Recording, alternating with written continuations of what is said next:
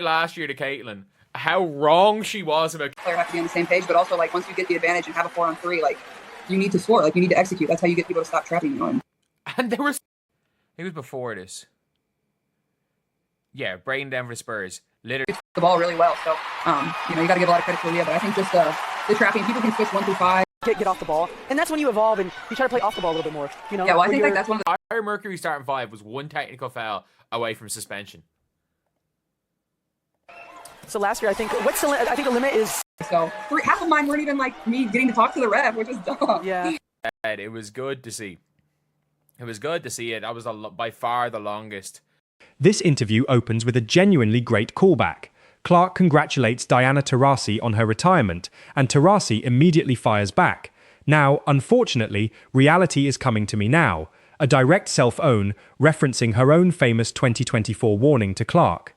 That's real, confirmed by Sports Illustrated and the New York Post, and it's a perfect way to open this whole appearance. The better defenders that I've faced, like she's just up in your grill, she'll pick you up 94 feet. She's not wrong there. Like Nika Mule literally got drafted. I saw a ranking where it was like Nika Mule was literally ranked as like the 15th or was like the 20th best point guard in NCAA Division 1. She nearly became a first-round pick just because she did a good job on Caitlin Clark. Just like Raven Johnson Raven Johnson last year had first-round talks for this year. Raven Johnson. The play as long as possible advice exchange is a small, genuine moment worth including. Real, unscripted banter between 3 people who clearly like and respect each other, not manufactured content. That was by far the longest. They,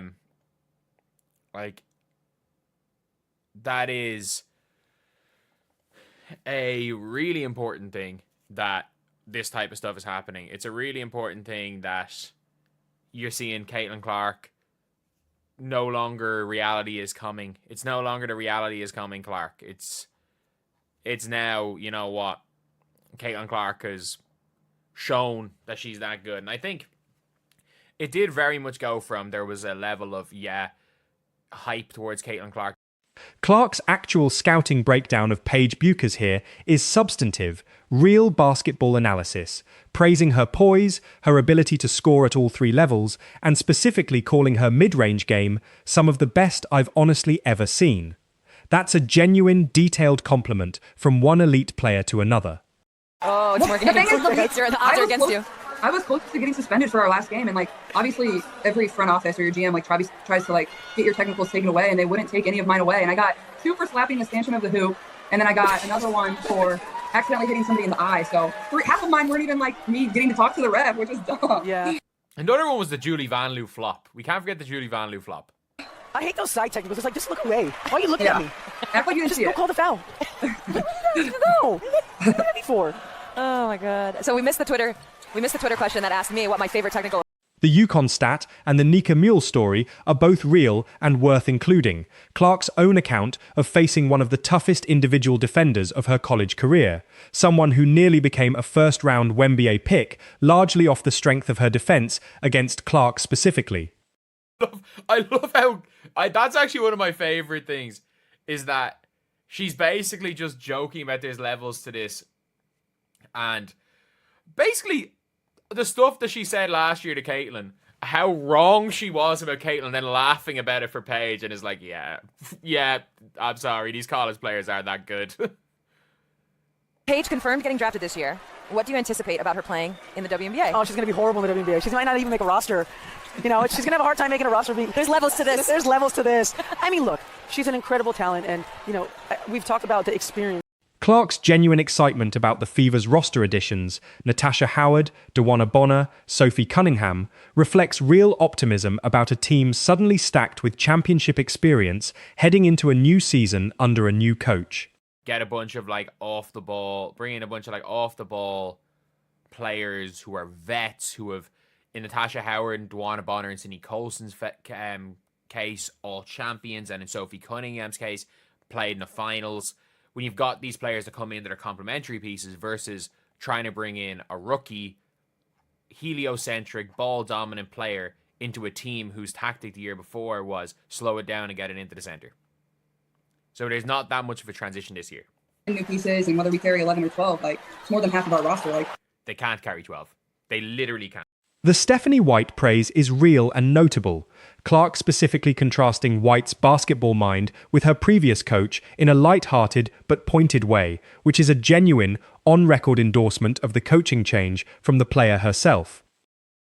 You know, all this, and I'm like, great, and then I'm like, this is the most together team I've ever seen. Is that one of the hardest things for you as a pro now? Just seeing all the narratives like that one, that your team didn't get along, and just having to literally ignore it, deal with it, even though you know it's not true? Yeah, I mean, I think it's something you kind of just become used to. It's like people think they know what's going on inside of your locker room, and they just don't. At the end of the day, it's just, you know, the girls that you have in there, and then obviously your coaching staff, and that's all that matters. And the biggest problem is that a lot of teams, if you look at some stuff, a lot of teams used to bring their locker room problems onto Twitter. A lot of players did. And a lot of these players would know some stuff. And that's what the Fever did so well, in fairness, is that The viral weight room photo bit is a fun, human moment, real banter about Clark's physical transformation, complete with an AI is getting out of control joke and a genuine comparison to Alex Caruso's own viral physique moment. What happened? I think I picked one up quick in the first quarter, which is, you're always doomed when you pick up a quick one. And then I picked one up in the third quarter and it was time to go home. So I took my ass to the back and chilled out, and my team got the win, and we went from there. But how many technicals did you get last year? Say that again, Kaylin? How many technicals did you get last year? she got suspended last year. Taurasi got suspended. Like, the whole Mercury team at one stage, the entire Mercury starting five was one technical foul away from suspension. So last year, I think the limit is 7. It's 7, yeah. You got 6. I got 6. I read that to you too. You two know the limits. I got 6 too. But this my year, whole career. Was Sophie Cunningham the one that got suspended? Clark's description of the atmosphere before her first game against Taurasi's Mercury is real and vivid. It felt like the last game that was ever going to be played, a genuine reflection on just how much anticipation surrounded that specific matchup. Into a bunch of people and just throwing a blind elbow towards the Fever players and then walking out, and they teed up like 4 people and didn't tee up Sophie Cunningham. That game was hectic, and the fact that the Mercury were killing them, and then Caitlin Clark just decided to just go meep meep meep meep. Oh my god. This section pivots to discussing an unnamed incoming rookie's transition to Dallas, with real, substantive comparisons to Clark's own situation in Indiana, genuine, experienced perspective on what it takes for a star rookie to elevate a roster that already has talent in place. This type of stuff is happening. It's a really important thing that you're seeing Caitlin Clark. No longer reality is coming. It's no longer the reality is coming Clark. It's now, you know what, Caitlin Clark has shown that she's that good. And I think it did very much go from, there was a level of, hype towards Caitlin Clark initially. And then when they felt like maybe people were saying crazy stuff about Caitlin, it was the reality is coming. And now, you know, Caitlin Clark has proven herself to be one of the best players in the world. So obviously with that, the conversations changed a little bit. But anyway, that's the video. The story about Taurasi getting left wide open after an Olympic break and hitting back-to-back threes is a real, specific basketball anecdote. Genuine appreciation for veteran savvy and how experience translates into exploiting defensive lapses. Not the Michael Jordan ref. Really? Yeah, she'd always diffuse me with like, I got you, DT. I just like them to like actually have a conversation with you. Like, come on, like we just want to talk. Like, and obviously there's two sides to that always. Like, approach. Yeah, they talk about their relationships with refs, and it's it's a two-way street. Yeah, you have to meet players halfway, and at the same time, we have to meet you halfway. Yeah, speaking of how much D loves refs and technicals and ejections, here's the time. Oh my. The favorite ref bit is real, light-hearted content. Genuine, specific praise for referee Lisa Mattingly's ability to communicate with players during tense moments. A small but human detail about life in the league. Because I think Paige has that type of draw. Like, she'll be able to bring those type of fans in. I know we're playing there, one of our games. Hopefully the other one gets moved too. We would appreciate that, Dallas Wings, if you can move the other one. But I love that. I love this. All right, Caitlin, you brought up pick and roll coverage that you saw in college. Some great, some not so great. What was one of the surprises in the coverages you saw in the WNBA? She got blitzed 94 feet game 1. Ooh, I mean, a lot of trapping. Like, there's just so many athletic 5 players, and they're just so much longer than what you see in college. And the story about Taurasi getting ejected and the callback to the entire Mercury roster once being one technical away from suspension is real and genuinely funny, confirmed specific basketball history being shared in a relaxed, conversational setting between three people who've actually lived it.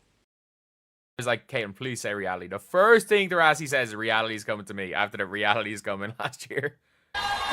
What's your big plans? What are you going to do? You know, I keep telling Sue I thought I was going to have all this time to do all these things. I'm more busy now. So if I give you any advice, play as long as possible. We'll see. We'll get to 10 years. Then we'll think about it. Get to 10 years. All right, so the second half's about to start. I know you've been watching the first half. What have you seen so far?